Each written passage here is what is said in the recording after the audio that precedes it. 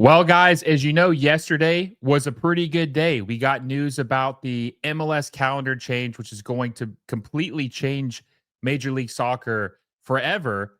And you could tell if you watched my video how happy I was and how the level of excitement, you could hear it in my voice. We also got some news yesterday about MLS and Apple TV revising their partnership and changing things up just a little bit. We had heard that they were going to get rid of MLS Season Pass. And if you subscribe to Apple TV, you get access to all the MLS games and MLS content, which sounded pretty good because you're obviously going to get more exposure, have more fans have access to your games. You're going to go from probably a million people to 45, 50, 55 million people, which we'll talk a little bit about that later in this video. But we have to talk about this report that had just came out today about the numbers and about the revised deal with Apple TV. So let's go ahead and pull this up. So Sportico reported earlier today that Apple and MLS deal will end in 2029 with a revised payment structure happening immediately in 2026. Major League Soccer's streaming partnership with Apple will now end 3.5 years earlier than the original decade-long term. According to multiple people familiar with the details, the revisions come alongside MLS's decision to move to Apple TV in 2026 and flip its league calendar the following year. MLS will be paid $200 million for its 2026 season. Hey, if you're enjoying the video, make sure you give it a like down below and subscribe to the channel if you haven't already. Our goal is to hit 12,000 subscribers by MLS Cup Final Day, which is less than 2 months away. A lot of exciting playoff games ahead of us, and we have real momentum, so I think we could hit that goal. So make sure you subscribe if you haven't already and hit that little bell notification so you never miss any of our videos. Now, back to the video. The last under the current calendar, then 107.5 million for the shortened sprint campaign in 2027, which is a season we heard about that's going to be played from February to April and May, with the playoffs being in May. That's going to be the shortened season, and it's going to be 14 regular season matches plus the playoffs. According to someone familiar with the details, it will then be paid 275 million each for the 2027-28 and 28-29 seasons for 10 years, $2.5 billion, and they were going to be paid $250 million annually. Now, that's between 30 teams, so if you divide that up, it's not as good as it sounds on the surface. The deal has not aged well, and we're going to talk about why it hasn't aged well. And there was also an incentive in the deal to where if they hit a certain number of subscriptions, that they would get a bonus. Major League Soccer, they would start to get a percentage of the new signups so they could actually make more than 250 million. But the problem is that a lot of people don't know is that MLS is also on the hook for all the production costs. So they have to pay to make the games. They have to pay the talent who broadcasts the games or covers the games. And there are figures that range from 70 to 90 million dollars annually in cost to do this. So Major League Soccer is really only making about 160 to 180 million dollars a year off of their deal, and they have to split that between 30 teams. So the deal really doesn't look as good when you get into the nitty-gritty and look at all the details of this deal between Apple TV and Major League Soccer. Well, also too, let's talk about the revised deal or the shortened deal that's going to happen in 2026 and 2027. Obviously, with them revising it, so the $200 million are going to be paid in 2026. They're going to be on the hook, like I said, for $70-90 million in production costs. That means they're only going to make $110 million in 2026 to split between 30 teams. That's not very good. That's like $4 million per club, I would say. Something around, quick math on the video, but like probably around $4 million per team. And then the 107.5 million makes sense of why that would be a smaller number because of the shortened season, right? You're not going to pay 250 million for a 3-month season. That makes sense, but this is a bad sign too that Apple TV wanted to potentially pull out, and I think that they had to convince them not to do that. That was the part of the agreement was they had to get rid of the if they revised this deal, that Apple TV would get rid of their opt out clause, which they could have done after the 2027 season. And I'll read that part real quick. It says that works out to be an average of 250 million for all 3 full seasons that are now left on the deal, plus the additional 107.5 million. The original deal also carried a $250 million average, though those payments were tiered to increase towards the end of the original term. The new terms represent a roughly 50 million increase over what MLS would have been paid through 2029 under the prior deal, one of the people said. As part of the revised agreement, Apple is also giving up its option to terminate the deal after the 2027 season, one source said. MLS executives will now be able to test the media rights market more quickly after the 2026 World Cup, which will be played in Canada, Mexico, and the United States, as we know, and which is expected to boost Americans' interest in the global game. The league could still extend its Apple deal or sign a new agreement with the tech titan. So I just feel like when you're doing this, and look, guys, we try to be honest here. You know, I love Major League Soccer very, very much. If you know me, you know that I try to be fair and just call balls and strikes. But this is a bad sign. And this is a bad deal to begin with, which I want to talk about that in a little bit of why it was just a bad deal from the get-go. But Apple TV obviously agreed, Apple, to revise the deal 3.5 years, like take 3.5 years off the deal.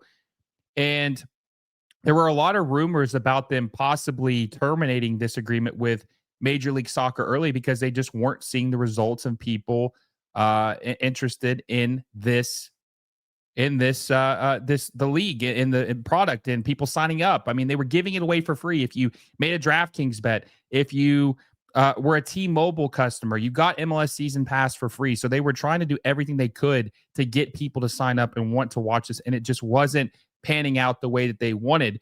So Apple was in serious consideration of pulling out of this deal early. They had an opt-out clause after 2027, which is what I heard, 4 years, 5 years after the deal, that they could have left the deal. They could have pulled out, no penalty, made a clean break away from Major League Soccer. So obviously MLS bet on themselves in this deal, thinking that that was never going to happen. But the reason why this is such a big deal, and it is a disaster for Major League Soccer, in my opinion, is the fact that the original deal that they signed was supposed to obviously give Major League Soccer one platform, good quality, all games in one spot globally, right? But the implementation of this deal did not work, and they did not get the people they needed to sign up. The people were not watching in the numbers they thought. So the season pass, which is a subscription you had to pay separately to be able to watch the games, nobody was buying it. So now they're like, okay, nobody's watching the games. That's not working. We need to axe that and just make it to where if you have if you have Apple TV, you get all the MLS content. So Apple has 45, 50, maybe 55 million subscribers. There's not like a real number. Eddie Q, the vice president, I think, of Apple, said something along the lines of the report of 50 million is underestimating how many they have, but there's a lot more. There was an estimate of like maybe 1.2 million MLS or people signed up for MLS season pass. So you're going from 1.2 million people to watch to now 50 plus million people that can watch your product now. That's a big difference, obviously. That is a huge difference when you're talking about signups and people who can watch your product, right?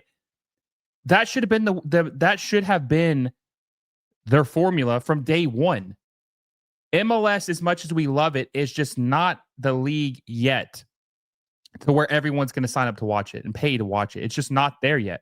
It's not. And, they obviously gave all the season ticket members a MLS season pass included in their season tickets, which was probably about 300,000, maybe 400,000. Yeah, maybe not 400,000, probably about 300,000 people. It's just not enough. You need to broaden and expand and get as many people to watch your product as you possibly can. That's what you have to do. And doing this is I don't want to say it's too late, but it really puts you behind. I mean, you wasted 3 years with MLS season pass, 3 years, 2.5 years with Messi. You wasted doing this in this format. So now heading into 2026, a lot more people can watch it. I would like to think a lot more people will watch it with them having 50 million plus subscribers on Apple TV, that more people will be inclined to watch it. And I think that they're probably going to do some games for free, but this is just a huge, huge uh, failure, I think, by Don Garber in the totality and his vision of what this was supposed to be. When you're a young league, you don't sign a 10-year deal for $2.5 billion because it ages poorly. If you guys watch college football, the ACC signed a 20-year deal or 18-year deal with ESPN, and it has aged so badly, so badly. And they thought they were doing the right thing because they were going to have stability and they were going to have this guaranteed money. But as time has passed, it's aged poorly. The Big Ten, the SEC, the Big 12, they're all making more money than them because they've been renegotiating their deal every 5 years. So MLS was going to be stuck in this deal with no incentive to make more money. $250 billion a year is not a lot of money, folks, for an entire league with 30 teams. The Premier League, which I understand the Premier League is more popular than Major League Soccer. I get that. I know. But the Premier League is making like $500 or $600 million plus in the United States alone annually. So the Premier League is making almost 3 times more money than MLS is in the United States. So this deal was just never going to age well. You don't sign 10-year media deals. You sign 5 years max. You don't ever sign 10-year media deals.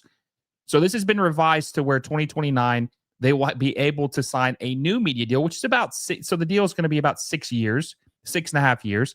And I hope that they don't re-sign with Apple because I think it's been a disaster. And also, too, Apple has not done a good job of promoting this product. MLS has not done a good job of promoting this product because a lot of people didn't even know that you don't have to have Apple TV to get MLS Season Pass. You can just buy MLS Season Pass without having to have Apple TV. But people didn't know that. They didn't know that you could do that. So the whole implementation has been a total disaster. It's not been sold or represented correctly to people to understand how everything goes.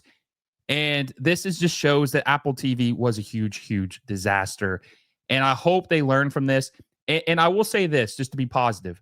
MLS, at one point, I never thought would change their calendar to the European calendar, but they finally saw the light and did that, right? Maybe they will finally see the light on some of these other things when it comes to media rights and visibility and exposure and spending, right? Maybe they'll finally see the light on those and it will help the league tremendously. But I think this is a disaster. I think there's no way to spin it. Apple was going to pull out. They revised this deal, last ditch effort. I think MLS had to convince them that this was the right deal. MLS had to convince Apple that this was the right deal to keep on for the World Cup and push through to see what happens and see the growth. We just did a episode with my good friend Filippo Silva on Tactical Manager TV last week talking about MLS and Apple TV's numbers and if they were legit, if they were good. And then a week later, all this happens. I just think that this is Apple TV deal's been a failure. And this proves it. And maybe with them changing it to the Apple TV users all get MLS Season Pass, that will help it gain more viewership. But I'm still skeptical because I feel like a lot of people just don't want to go out of their way to do it. But we will see. Listen, I'm open to it. I'm not saying it can't happen. I'll be very curious to see if more people end up watching Major League Soccer because it is an Apple TV included in that package now without having to buy MLS Season Pass. Is done. It's over with. It's not going to happen anymore. So we'll see, guys. I'm curious to see what you think about this MLS Season Pass being over with, this new Apple TV deal revision. Is it good? Is it bad?